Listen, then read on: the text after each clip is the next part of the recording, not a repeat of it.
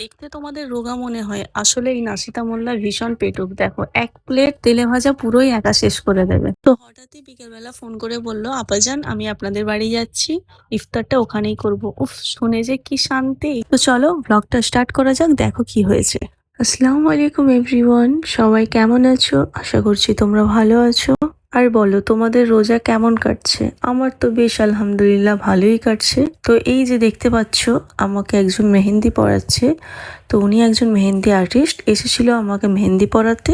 আমি সেরকম ভাবে মেহেন্দি পরি না ঈদের সময়, শুধু ঈদের সময় কেন, সারা বছরই আমি মেহেন্দি পরি না, পরার সময়ই পাই না বলতে পারো। ঈদের সময় এতটা পরিমাণে কাজ থাকে, তো যখন ঘুমাতে যাই প্রায় চাঁদ রাতের দিন 3-4 বাজে, মেহেন্দি পরার মতো সময় পাই না। তাই ভাবলাম যে এই রোজার মাসে একটু ফ্রি আছি, মেহেন্দি পরে নি। তো মেহেন্দি তো পরা হয়ে গিয়েছে, উনি চলে গেল। তারপরে একটা খবর এলো যে একজন মেহমান আসবে আমাদের বাড়িতে। তাই আমি ঝটপট নিচে চলে এসেছি, ইফতারের জোগাড়গুলো করে নেব আর তাড়াতাড়ি কাজ মিটিয়ে নেব। তো কে এসেছে দেখার জন্য তোমাদের ফুল ব্লগটা দেখতে হবে। আর এদিকে দেখো, আমার ফল কাটা প্রায় কমপ্লিট। আমি সবকিছু ডাইনিং টেবিলে নিয়ে চলে যাচ্ছি, ওখানে গিয়ে ফল সাজাবো। আর এদিকে বাকি ছিল শরবত করা, তাই ভাবলাম শরবত আজকে করবো না, আজ একটু লস্যি করে নিই। তো ওটাই করে নিচ্ছিলাম। মোটামুটি রোজার মাসে যে কোনো জুস করে একটু ফ্রিজে রেখে দিলে, অন্তত 15-20 মিনিট রেখে দিলে যে ঠান্ডাটা হয়, ওই রকম ঠান্ডা খেতে খুব ভালো লাগে। এখন যেহেতু সেরকম ভাবে গরম পড়েনি, খুব ঠান্ডা দরকার হয় না, তবে হ্যাঁ মোটামুটি ঠান্ডা হলে খেতে ভালো লাগে, তাই আমি ঝটপট বানিয়ে নিচ্ছি।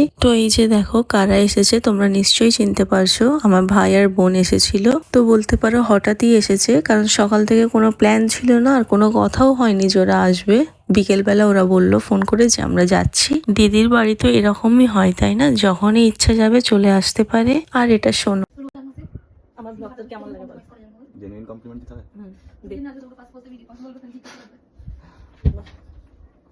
আমি সাজেস্ট করছি সবাইকে যে প্রত্যেকদিন ব্লগ দেখার কোনো দরকার নেই, আপনাদের আরো অনেক কাজ আছে, সেটা করবেন। আচ্ছা, ভাইরা কি এরকমই হয় সবাই বলো তো? লুকিয়ে লুকিয়ে আমাকে ঠিক ফলো করে? আমি ফলো করি না। তাহলে তুই কি করে ফোন করলে বলিস? কি আপনার একটা আইডি ফলো করি। তোমার আসসালামু আলাইকুমটা শুনি তখনই বলে শোনা তো। দেখো, তোমরা আমাকে এত ভালোবাসো, এই আমার ভাই আর এই আমার বোন আমাকে এই পরিমাণে আমাকে হেট করছে। দেখো, হেট। আপনাদের অনেক কাজ থাকতে পারে, এরপর থেকে ইনার মানে ডেইলি লাইফস্টাইলে ধ্যান না দিয়ে আপনাদের লাইফস্টাইলে ধ্যান দেবেন, সেটাতে আরো ভালো একদমই কাজ। শুনবেন না এই কথা। তো এবার তোমরা বলো, তোমাদের কি মনে হয়? তাই কি জানো তো, বিয়ের পরে মায়ের বাড়ি থেকে যদি কেউ আসে, তো ওই ফিলিংসটাই আলাদা হয়। যারা ম্যারিড আছো তারা অবশ্যই এটা বুঝতে পারবে, আমার সাথে রিলেট করতে পারবে। তারপর এদিকে আমি আমার দোকান নিয়ে বসে গিয়েছি। ওর কিছু জুয়েলারি নেওয়ার ছিল, রিং, ব্রেসলেটস, ওয়াচ, এগুলো সব নেওয়ার ছিল। তো ওগুলোই ও পরে পরে হাতে দেখছিল যে কোনটা ওর হাতে মানাচ্ছে। স্নেক ওয়াচটা বেশ ভালোই লাগছিল ওর হাতে, কিন্তু ও পরে বলছে আমার এই কালো কালো হাতে মানাবে না। তাই আমি হাতটা ধরে দেখাচ্ছিলাম যে দেখ কত সুন্দর লাগছে, তুই এটা নিয়ে নে। কিন্তু শেষ পর্যন্ত ও নিল না স্নেক ওয়াচ, ও অন্য কিছু নিয়েছে। আরো সবাই আমার বোনকে আর আমাকে দেখে বলে ও বড়।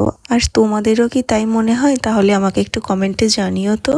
আর এই যে একে দেখছো, মিস্টার সিহান, এর দুনিয়াই আলাদা। এর জ্বর হোক যাই হয়ে যাক, ও সবসময় মজাতে থাকে। এদিকে ওর মামার সাথে মজা করছিল। আর এই একটা পিয়ার এসেছিল, তাই ভাবলাম ওরা এসেছে, ওদের সাথে পিয়ারটা শুট করে নিই। তো এটা পরে তোমরা অবশ্য দেখতে পাবে। তারপর ওদেরকে নিয়ে একটু ফটোশুট করে নিচ্ছিলাম। এই যে দেখো, সিহান পেছনে উকি মারছে ফ্রেমে আসবে বলে। আজকে অনেকটা টাইম ধরে আমার ভাই বোন ছিল আমার কাছে, তো অনেকটা রাতেই ওরা এবারে বাড়ি ফিরবে বলে বেরিয়ে পড়েছে। ওরা দুজনেই খুব আমাকে রাগায়, আমার সাথে ইয়ার্কি করে। তো আমি ভিডিও করছিলাম, ওরা ওইসবই বলছিল যে এবারে ভিডিওটা বন্ধ করুন। তো আজকের ভিডিওটা এতটাই। তোমাদের যদি ভালো লাগে অবশ্যই সাবস্ক্রাইব করে লাইক করে দিও। আর হ্যাঁ, আজকে রাতে আমার ইউটিউব চ্যানেলে অ্যানাউন্স করবো যে গিভঅ্যাওয়ের উইনার কে হবে, তোমরা অবশ্যই চোখ রাখবেন। আর ঠিক রাত 8টার সময় আমি লাইভ আসবো। So tata.